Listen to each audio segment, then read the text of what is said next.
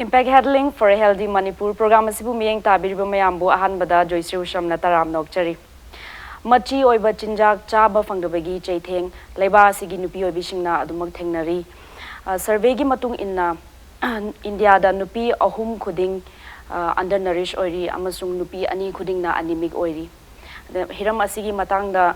laingak nadi kari kari pakali bage haibadu ngasigi Impact News ki Impact Handling gi episode asida khana jagadauri expert oina election biriba miyam da shaktak jage mingoina panjarbada Dr. Sonia Oinam State Nodal Officer PMMVY Deputy Secretary Social Welfare Government of Manipur aduga ngasigi akhanaba topic asida akoina pujaragli basi maternity benefit Pradhan Mantri Yojana PMMVY ahanba maktada Dr. Butaram Nokchari. Thank you. Ahanba maktada akoina khangjaning basi ahangna su pansagre hozik India da nupi oibasingna machi oiba chinjak chaba phangdabagi undernourishment oirakpa dagi anemic oirakpa singba problem asi yam leire aduna ahanba da khangjaning basi why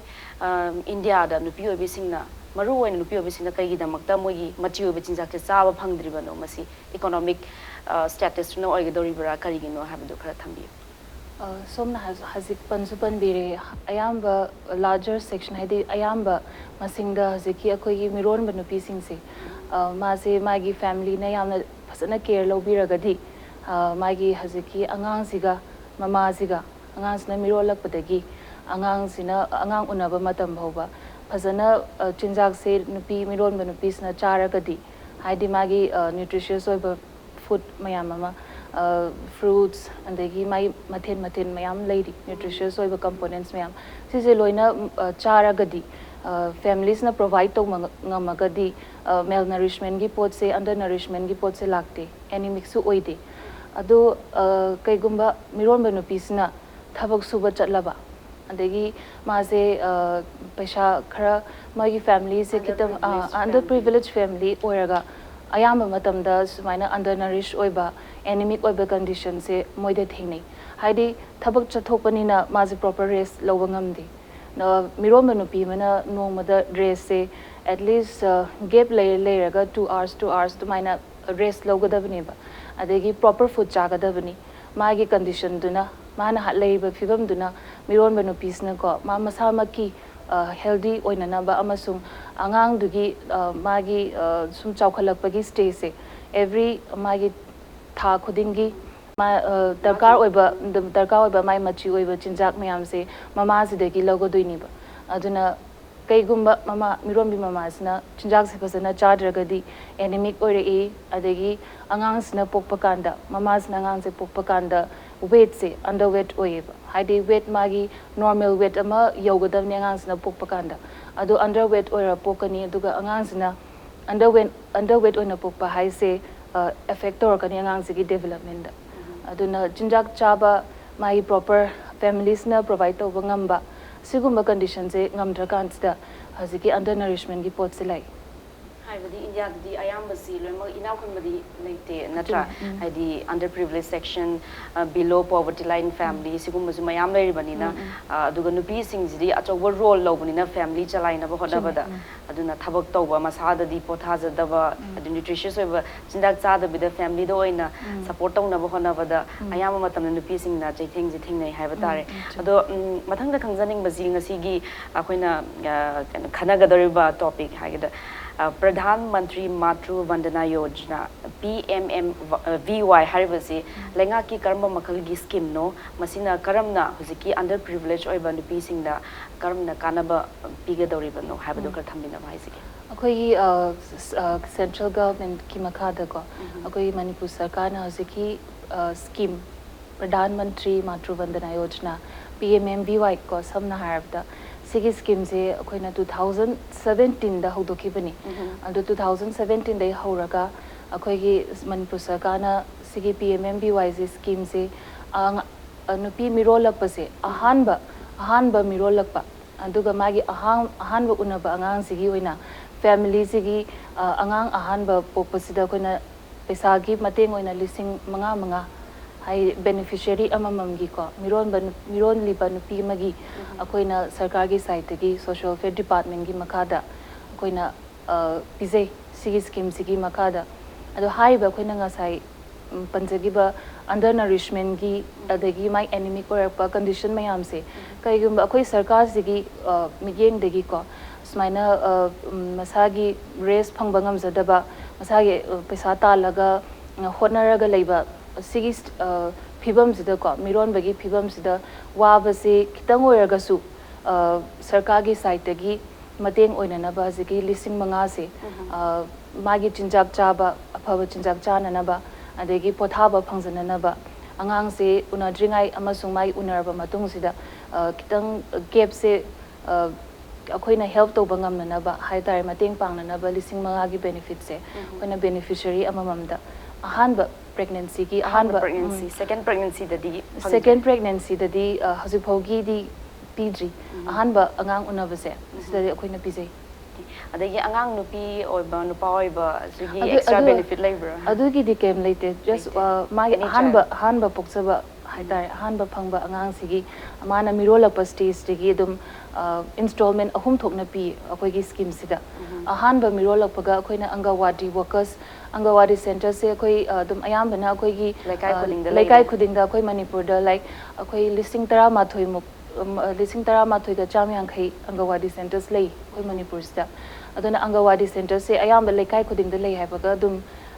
lauba yare dumaina aduna angawadi workers sina akoi gi lairiba laikai se information se moina collect taweba kana ahanba miron ba first time pregnant oibagi haiba moina identify moi gi register ma maintain tawe angawadi workers sina PMMBY register haraga aduga magi family sings the home visit chatli ayam bana angawadi workers sing se home visit chatpa kansta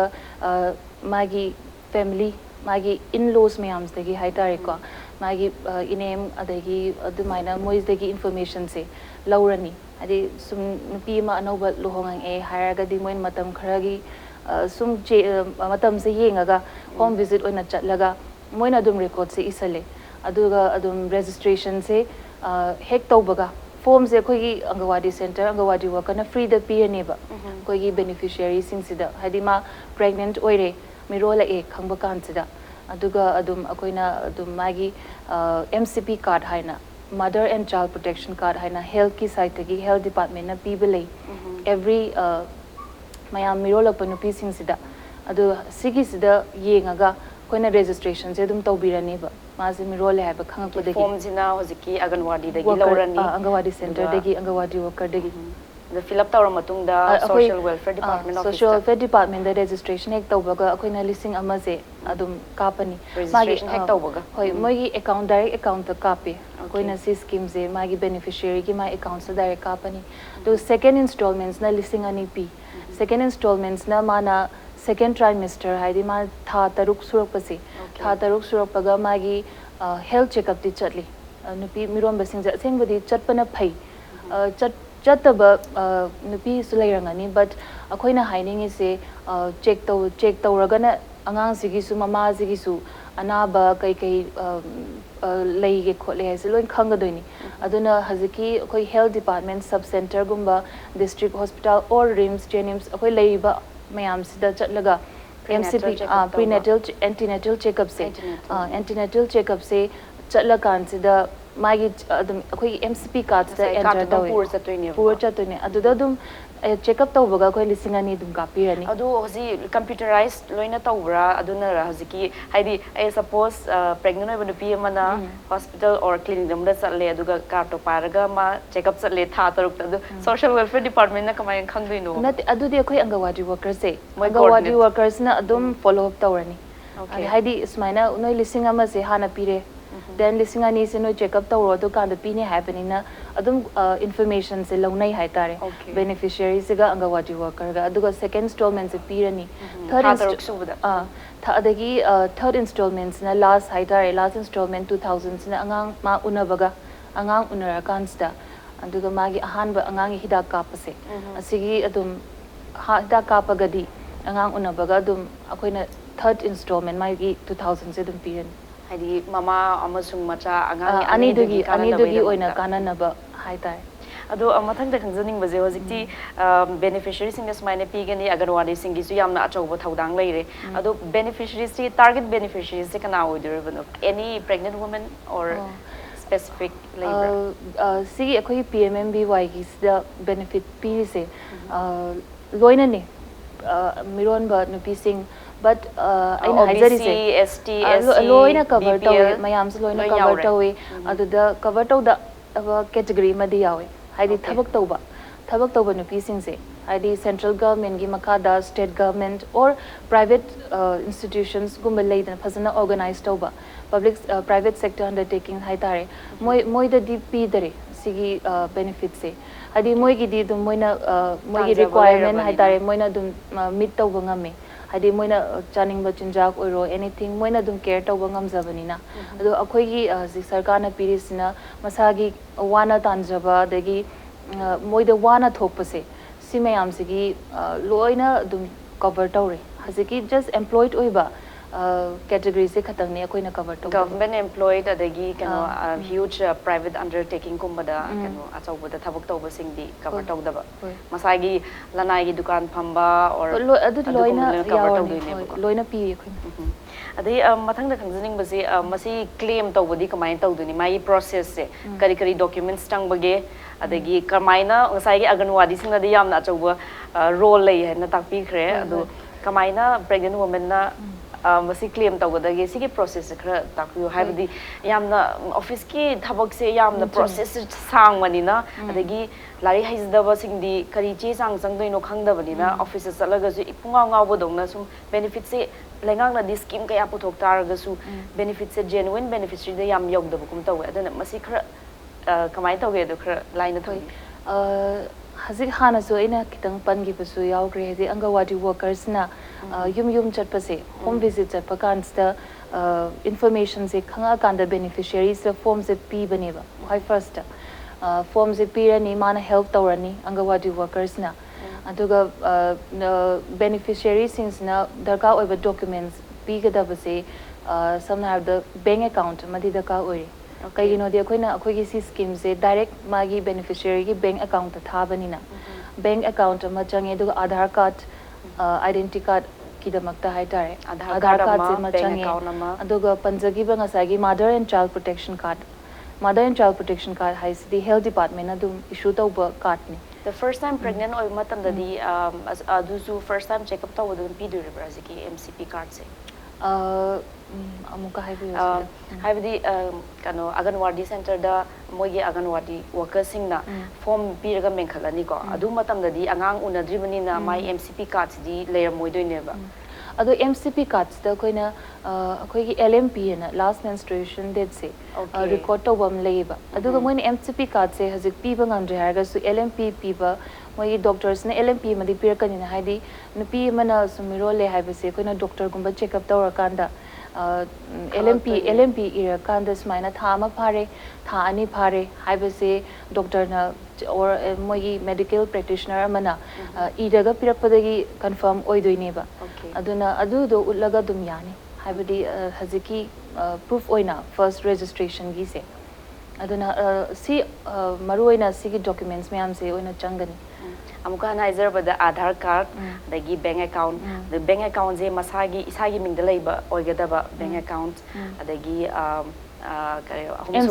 MCP natraga doctor gi LMP yauba indicate tawba cheese dum ulaga dum yani okay yam nuwaizare do mathang na zumayam khang minna kishi do matang swada brem talomne atenba commercial brem talojagi break ki matungda Dr. Sonia Oinam ga wari sanaduna maternity benefit PMMVY gi matangda mukhana khangmina kishi break ki matungda mukhana taram nokchari Dr. Sonia Oinam na break ki mamangda hozik aganwadi workers sing zigi acha ubo thaudang le hoziki scheme je beneficiary sing da yohan bada mogi role acha ubule hena highlight tawbi khre do mathangda khangjaning base atai stakeholders sing di kana laibagi hoziki scheme je fully implement tawna baidamakta stakeholders hayagadi akhoi taseng nadi akhoi manipur sarkar gi makada social welfare department na paikhat chaba scheme ne PMMBY se health department ga tongale ba tongale adu raga su ngasai gi akhoi na hai gi documents for example aadhar card Aadhaar card haise akoina atopa department gi makhada Aadhaar card akoi UIDI gi makhada Aadhaar card se kapanina sigi Aadhaar kaptaba Aadhaar leite harakpa mi section akoi miron benupi singse moina benefit se loninga gasu Aadhaar card leite na haiba yamna thingnei adu oraga so koi supervisors akoi angawadi workers mayam ama leisa akoi gi department gi makada moina su mateng pange beneficiary singi aduna haiba UIDI ko Aadhaar gi akoi gi number gi enrollment gi tawriba department sisu yamna akoi da chawba maruiba stakeholder mani adagi health department gi haragana bank office ki bank and post office ki oina panjage bank account hang base ayamba matam da koi beneficiary sing na su akoi da hire e adagi koi angawadi workers ki through the su moina zero bank balance account se ayamba matam da adu oina hangningi hadi akoi gi underprivileged miron bi singsina hadi zero bank balance hangba ya de na bank accounts na hire pakanda moida di awawa mo oina thoi sigi potse aduna zero bank balance account hangbagi potse ma leire bank ki site gi aduna akoina bank official singa su akoi department ga khanaraga tie up tawraga mayam gi oina kanana ba zero bank balance account hangbina ba sigi scheme sigi oina paikhatna ba kana hona jari aduga third na post office singse post office ki haise anima ki oire post office ki bank account oina su hangyai aduga Aadhaar card se Aadhaar number se akoina su radio daga su lauthok su dum tai hadi khwaidi anakpa post office ki branch ta Aadhaar number yani na dum mayam da su information pi aduna aina su haisening base beneficiary sing da moina Aadhaar num de na pakhat pi geno dum post office anakpa dum branch mayam ama lei adu chatlaga Aadhaar number su yai adagi akoi ki revenue offices akoi ki DC office ke kada Aadhaar number gi se dum attached tawraga loin lei bani aduna Aadhaar se number namaga di requirement ama oidoini na akoina su akoi ki department side gi mateng pangna badi honagani ado isa na su ko benefits se lobina na ba Aadhaar card se su nam thokpina ba ina su request tawzani adu hozi hariba department sing azu moina zu adum hoziki social welfare department ga tie up link up layer banina moina zu mating se dum soi na pa side gi su mating pangna ba kana honari du moida su kai kumba bank account hang da ba dagi Aadhaar nam da ba yarga su akoi da dum approach to biu akoi na dum haski moi registration hek to baga lising ama sidi koi dum kap na ba khot nei adu marak sida mana second installment phangdringai sida mai Aadhaar card nam thokna ba adagi magi bank account hang na ba akoi na dum department side gi su mating pangani ado khangjaning ba mana husband gi account da hapsan badi yada bazal hari isa gi pregnant woman du gi account lai jada targadi husband gi account da hapa haise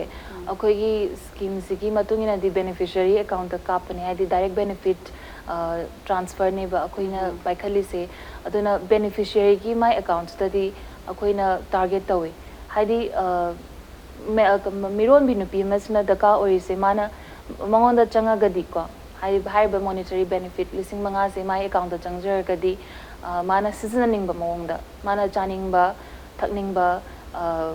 mirolling aisida mayam se mana my paisa se personal oina mana chaja yare and pothaning aga su mana thabuk chatpa ngam maroi na haraga su pothaba ngamani hadi mangonda leibe paisa duna my maintenance khara tawning bado kitang or su mating pangani duna kaigumba husband sigi account da change haraga su sum maintenance ki da sizna thokradi mirom benupi saman chaning ba khoning ba cha hodragadi adugumba su chingna ba or adugumba leibnya koina beneficiary gi accounts da direct thaningi ad kaigumba beneficiary na leitre haraga su joint account oi be ai husband ga beneficiary gi joint account da oina thaba su ko su kai okay personal account natraga joint account da yai okay ado kari gumba hoziki ngasai Dr. Sonia na panbi bada first time pregnant women da piba scheme benefit se pibani na panbi khre ado kari gumba angang je miscarriage gumba tawgi bataba adagi stillbirth gumba da di kamai tabu kaigumba miscarriage se mana ahan registration tawraga ma se first installment lawre hang khala se lising ama se aduga mana second installment or my third installment sigi mamang da miscarriage gumba angang se kano mangon phibam chadana ko lost to batho aga diko adu magi second pregnancy hai tare magi second pregnancy gi da first installment di phangaroi second mana amuka claim tawbadi dum yani second ga third ga mana what how installment gai se adum ma claim tawba dum yani adu di ma miscarriage tau gi haibagi medical proof su darka ta ga dori bra adu di adum akoi gi department da su dum records se lei bani na hadi akoi gi sidi online ne ba akoi gi online system da entry tau doi ne ba akoi gi beneficiary gi details se aduna akoi adum haziki akoi computers na dum point out tawrani hadi first installment se thik re na dum yar roi ba mana next apply tawraga so aduna second and third installment mai what how installments di dum claim tawba yan adagi mathang da khangjaning basna hojiki hariba scheme je only one time ne ba mane only one time adi mana benefit se all the three installment 5000 se listing manga se mana low give oira kadi second time low ya second time low ya right second time pregnancy matam da low ya adu gi di ya yam nungai re Dr. Sonia da sigi scheme je yam phajana detail oina explain ta wuri do matang aswai da video clip ama yeng minase highlight ta recap ta video clip ama yeng minase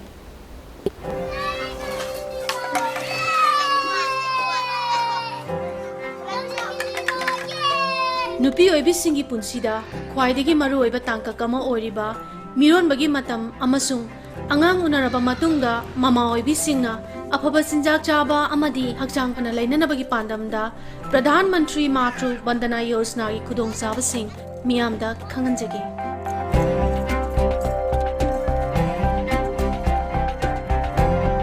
pradhan mantri matru bandana yojana gi makhada nupi oibi singna ahan mamiron ba amadi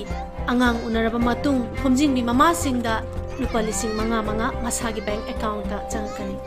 samna hairabada tangkak ahum thokna pijagani ahan bada lupa lising ama mirolibi mama aduna registration hek tawbaga ani subada lupa lising ani mirolibi mama aduna antenatal checkup amurak hek tawbaga ahum subada lupa lising ani mirolibi mama aduna angang unaraba matung angang aduna ahan bahida kapa hek loibaga pijagani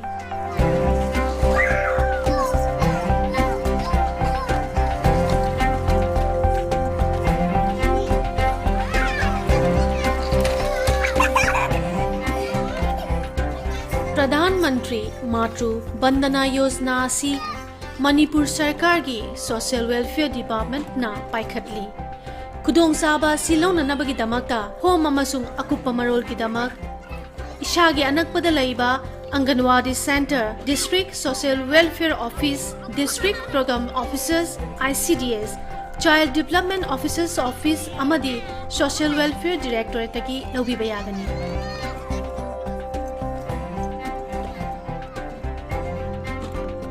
Iche ichel mayamda kanaba se yahunabagi damakta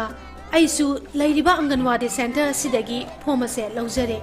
adomsu kanaba se susoi soidana laubiyo Pradhan Mantri Matru Vandana Yojana hojiki video clipping sida yam phajana recap ta wire have tare nga sai discussion mayam se ado masi scheme ji matang da awareness ti kyamuk yam na leire hena khanjabage sigi matang Manipur gi miyam se somna hai se yamna relevant oba khwaidagi ina medium chingjaning ba matang ni awareness se khoi ki PMMBY se 2017 da haudo ANS ina hana panjagre koibudi koidri ado khoi ki department na ngamjaba se lising kuntaruk mok above ko lising kuntaruk tai khar khelaga kuntare ti phadure beneficiary se pi bangam gre si scheme se makada ado yam me adudi ado akoi target se akoi di hena akoi na su target se thammi aduga aina mayam da pausel sum pizaning ba se awareness se khitang di mayam da khara di lairam ba su yai ado hena leheningi kaigino di monetary benefit akoi miron bising da nupi mana awaba se thengna ba se sigi tangkak sida mateng oina na ba ko haidi akoi family oi ba se oi su yai any akoina information se phangba kanda source of information haidi akoina information se scheme ji matang da kadai dagi khang ke haiba se thida bi da ko aina tabu taraga di ai haidi ai ichan obai ai sister brother ai in-laws ai daughter obai smaina any person ai family sida mi mana khangaga di scheme se ꯑꯩꯒꯤ ꯅꯦꯕꯔꯗ ꯑꯣꯏꯔꯒꯁꯨ ꯌꯥꯏ ꯑꯩꯒꯤ ꯔꯤꯂꯦꯇꯤꯚꯁꯇ ꯑꯣꯏꯔꯒꯁꯨ ꯌꯥꯏ ꯃꯌꯥꯝꯁꯦ ꯏꯟꯐꯣꯔꯃꯦꯁꯟꯁꯦ ꯄꯨꯂꯞ ꯄꯕ꯭ꯂꯤꯛꯅꯀꯣ ꯄꯕ꯭ꯂꯤꯛꯅ ꯑꯩꯈꯣꯏꯗ ꯀooperation mateng pangbidragadi departmentsna akoina mayamse matengse piningagasu akoidasu awaba ama oi haibadi yamna akoigi state ki ayamba nupi singda loina piningi akoina scheme se aduda akoina awareness program mayam amasu tawi adu oragasu mayamsna su mateng pangbiraga haiba scheme se leibanina listing mangagi benefit se soidna lobiona angawadi worker gi through dara center gi through dara haiba koi social welfare gi department dagi lowersu adum available oini aduna awareness se public ta su request tawningi kitang share tawraga information se mayam se scheme se avail tawningi yam ngai haibadi masigi schemes di legak na hojiki miron bi sing nupi singi mogi benefit mogi maintenance mogi nungai jana bai damakta adugumba sanction tawa paisa ne ba sida akoina akoigi rights ne akoigi damakta nen pibiraga akoina si awareness later badagi nupi kaya maruma dis masigi benefits se phangdadana dum mang tari bane haiba tare aduna masigi matang de awareness raise to was yamna maru oi haida takpi bani adu ngasigi episode asida Dr. Sonia oinamna yam kupna thambikre yamna nungaizare aduga masigi program sigi through da akoigi scheme asi miyamna su khangba oisanu en haijagi matanga shwaida ngasigi episode asidi lotion bata thank you so much ngasigi di impact news impact health link program asi matanga shwaida loshlakli Dr. Sonia oinamna takpibagum hojiki leiriba benefit PMMVY Pradhan Mantri Matru Vandana Yojana masigi benefit asi akoigi Mironbi singna logbiu nupi oibi singna logbiu hairaga ngasigi episode asi matang shwaida lotion jarage thank you